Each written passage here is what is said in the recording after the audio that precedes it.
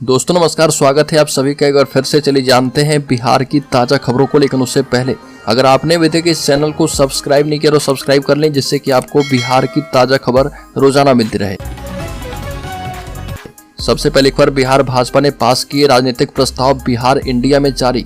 राजनीतिक घटनाक्रम के बीच भाजपा ने कहा कि अब हेलो प्रणाम नहीं, अब सिर्फ राम राम करेंगे। बिहार भाजपा ने सभी नेताओं और कार्यकर्ताओं को सीधा निर्देश दिया है कि अब किसी से फोन पर हेलो या फिर मिलने पर प्रणाम नहीं, सिर्फ राम राम कहना है। अगले 2 महीने यानी 24 जनवरी से 24 मार्च तक हर विधानसभा क्षेत्र से कम 10,000 लोगों को अयोध्या धाम ले जाकर रामलला का दर्शन बीजेपी करवाने वाली है।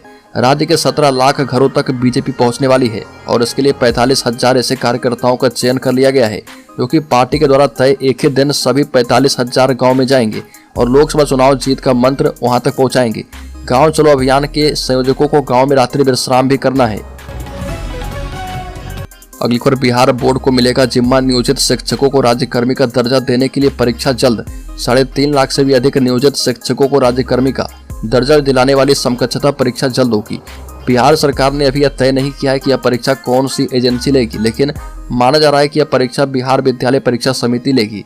इस परीक्षा के बारे में बिहार विद्यालय विशिष्ट शिक्षक रूलबुक में सिर्फ यह लिखा है कि समकक्षता परीक्षा एजेंसी के द्वारा लिया जाएगा। जाहिर है कि सरकार द्वारा एजेंसी तय की जानी है, चूंकि माध्यमिक और उच्च माध्यमिक स्तर के नियोजित शिक्षकों की नियुक्ति के लिए शिक्षक पात्रता परीक्षा बिहार बोर्ड और नियोजित प्रारंभिक शिक्षकों की नियुक्ति के लिए पात्रता परीक्षा बिहार बोर्ड की मदद से SCRT द्वारा ली जाती रही है। तो ये तय माना जा रहा है कि अब समकक्षता परीक्षा लेने की एजेंसी बिहार बोर्ड या SCRT ही होगी। अगली खबर, नए साल में शराब पार्टी करने वालों पर विशेष नजर, चप्पे चप्पे पर रहेगी पुलिस की तैनाती। होटल और लॉज में चेकिंग अभियान शुरू। पटना पुलिस नए साल को लेकर अलर्ट मोड में काम कर रही है। आपराधिक घटनाओं पर रोकथाम, शराब पार्टियों और बाइकर्स गैंग पर पुलिस की विशेष नजर रहेगी। सार्वजनिक जगहों पर पुलिस की तैनाती की जा रही है और बिहार पुलिस के ADG मुख्यालय JS गंगवार ने लोगों से ट्रैफिक नियम का पालन करने की अपील की है। और SSP राजीव मिश्रा ने कहा कि नए साल को लेकर पुलिस पूरी तरह से मुस्तैद है। हर जगह पुलिस बल की तैनाती की जा रही है। छोटे बड़े सभी होटलों में न्यू ईयर सेलिब्रेशन पर पुलिस की सख्त नजर रहने वाली है। भागलपुर के बहरापुर में स्मार्ट मीटर लगाने का विरोध, हंगामे के बाद लौटी एजेंसी की टीम। बरहापुर में स्मार्ट मीटर लगाने को लेकर पूरे दिन हाई वोल्टेज ड्रामा चलता रहा। भागलपुर में बार बार कोशिश की गई तो लोगों ने हंगामा शुरू कर दिया और यहां तक मारपीट तक की नौबत आ गई। इसके बाद बिजली कंपनी की टीम को वापस लौटना पड़ा। पहले तो कुछ जगहों पर स्मार्ट मीटर लगाया गया, लेकिन दोपहर में जैसे लोगों के दरवाजे पर स्मार्ट मीटर लेकर कर्मचारी पहुंचे तो वहां से उन्हें लौटा दिया गया और किसी घर के सामने बहसबाजी होने लगी। इसके बाद धीरे धीरे लोग जुटने लगे और लोगों के बोलने पर कर्मचारी द्वारा 2 टोक जवाब दिया जाने लगा और इसके बाद माहौल गर्म हो गया। बड़ी खबर, नए साल के पहले दिन भी खुले रहेंगे बिहार के सभी स्कूल। शिक्षा निदेशक ने सरकारी शिक्षकों को दिया है टास्क। राज्य में नए साल के पहले दिन 1 जनवरी को सभी सरकारी स्कूल खुले रहेंगे और उस दिन से सभी माध्यमिक एवं उच्च माध्यमिक विद्यालय के प्रधानाचार्य नई व्यवस्था के तहत शिक्षकों की दैनिक उपस्थिति एवं कक्षाओं से संबंधित पंजी संधारित करेंगे और इससे संबंधित निर्देश माध्यमिक शिक्षा निदेशक कन्हैया प्रसाद श्रीवास्तव द्वारा राज्य के सभी जिलों के जिला शिक्षा अधिकारी एवं जिला कार्यक्रम अधिकारी को दिया गया है। बड़ी खबर, भाजपा ने बिहार जीतने के लिए चला है ट्रम्प कार्ड। 50 लाख श्रद्धालुओं को करवाएगी रामलला के दर्शन।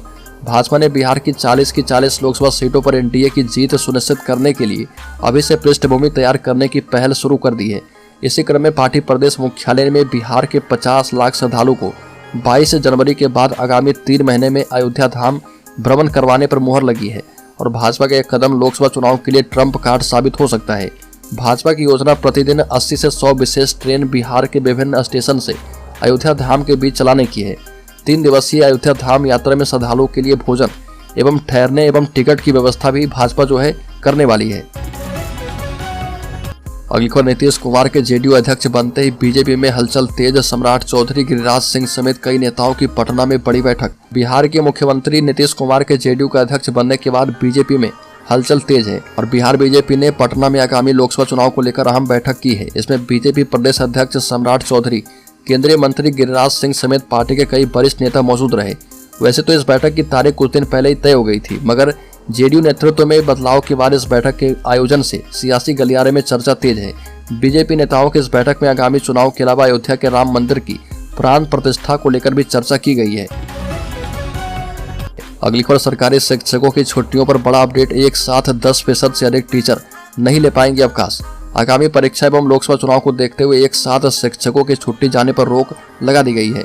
इस संबंध में डीओ ने पत्र निर्गत करके सभी प्रधानाचार्य को एक साथ 10% से अधिक शिक्षकों को छुट्टी नहीं देने का निर्देश दिया है। निरीक्षण के समय अगर जिस विद्यालय में 10% से अधिक शिक्षकों को अवकाश पर पाया जाएगा, वहां के हेडमास्टर पर सीधे अनुशासनिक कार्रवाई की जाएगी।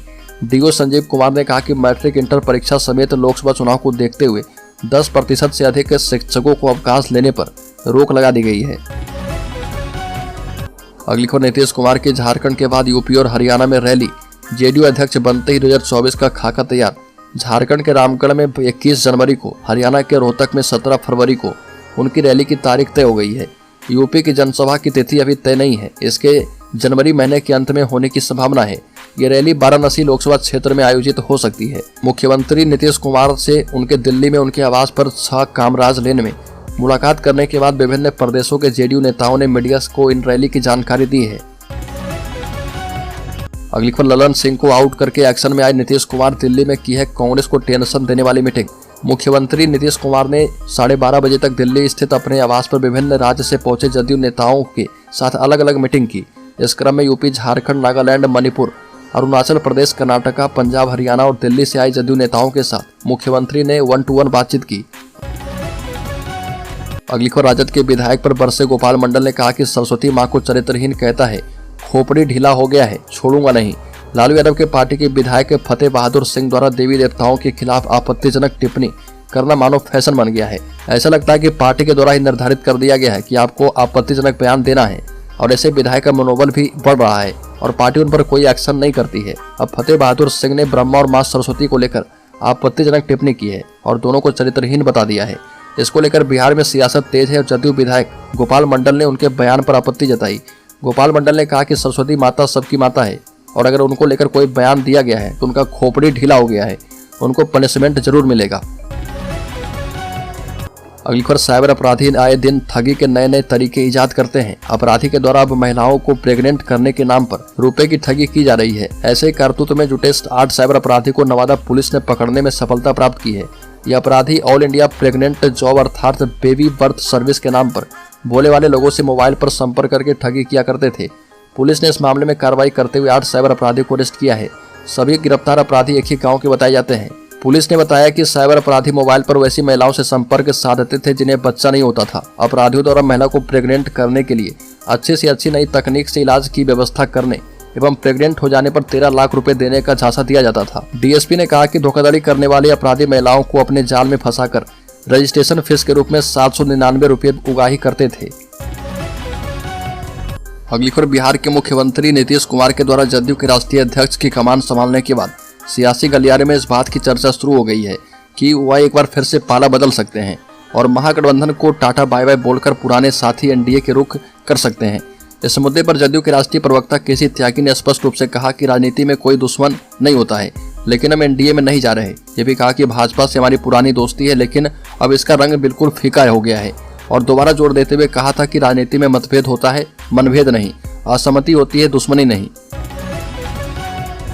अगली खबर, पुलिस अधिकारियों को 15 फरवरी तक संपत्ति का देना होगा ब्यौरा, नहीं देने वालों के खिलाफ होगा एक्शन। गृह विभाग ने बिहार पुलिस बल एवं भारतीय पुलिस सेवा के अधिकारी को 15 फरवरी तक चल संपत्ति का ब्यौरा देने का निर्देश दिया है। ब्यौरा नहीं देने वाले पदाधिकारी कर्मी के फरवरी माह का वेतन अवरुद्ध किया जाएगा। उनके विरुद्ध अनुशासनिक कार्रवाई शुरू करते हुए सामान्य प्रशासन विभाग को इसकी सूचना दी जाएगी। गृह विभाग के संयुक्त सचिव अनिमेष पांडे ने डीजीपी सहित तमाम विभागीय कार्यालय को इस संबंध में पत्र भेजा है।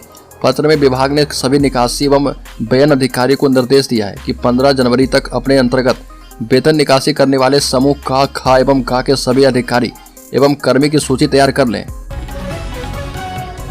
अगली खबर, आरजेडी के विधायक फतेह बहादुर सिंह के बयान पर एक बार फिर से सियासी घमासान मचा है। हिंदू देवी देवताओं के खिलाफ आपत्तिजनक बयान देने का सिलसिला आरजेडी पार्टी कर रही है। राजद विधायक के बयान की निंदा करते हुए गिरिराज सिंह ने कहा कि जो लोग भी हिंदू धर्म और सनातन को अपमानित करते हैं वो कभी दूसरे धर्म के बारे में बोलकर दिखाएं।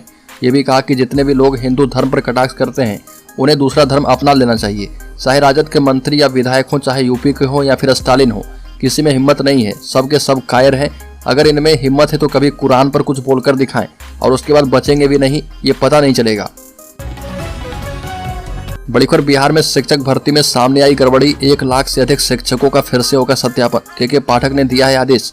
बिहार शिक्षा विभाग ने पिछले महीने भर्ती हुए लगभग 1 लाख शिक्षकों के पुनः सत्यापन का आदेश दिया है। विभाग को शिकायत मिली थी कि प्रवेश परीक्षा में शामिल होने वाले और नियुक्ति लेने वाले उम्मीदवार अलग अलग थे, जिसके बाद यह निर्णय लिया गया है। शिक्षा विभाग के अतिरिक्त मुख्य सचिव के पाठक ने 28 दिसंबर को सभी जिलाधिकारी को लिखे पत्र में 15 जनवरी से पुनः सत्यापन अभियान चलाने का आदेश दिया है। इस पत्र में विसंगतियों के लिए नवंबर में काउंसलिंग के समय प्रवेश परीक्षा में शामिल होने वाले अभ्यर्थी के अंगूठे के निशान शिक्षा विभाग के साथ साझा करने में बिहार लोक सेवा आयोग बीपीएससी के विफल रहने को जिम्मेदार ठहराया गया। इस फर्जीवाड़े की शिकायत के बाद विभाग ने हाल ही में चयनित हुए 4000 शिक्षकों को औचक रूप से पुनः सत्यापन के लिए बुलाया था। बड़ी खबर बिहार में 40 पैसे प्रति यूनिट तक महंगी हो सकती है बिजली। अगर बिजली कंपनियों का बिहार में बिजली दर बढ़ाने का प्रस्ताव मान लिया गया तो 1 अप्रैल 2024 से राज्य में बिजली दर 33 से 40 पैसे प्रति यूनिट तक महंगी हो सकती है।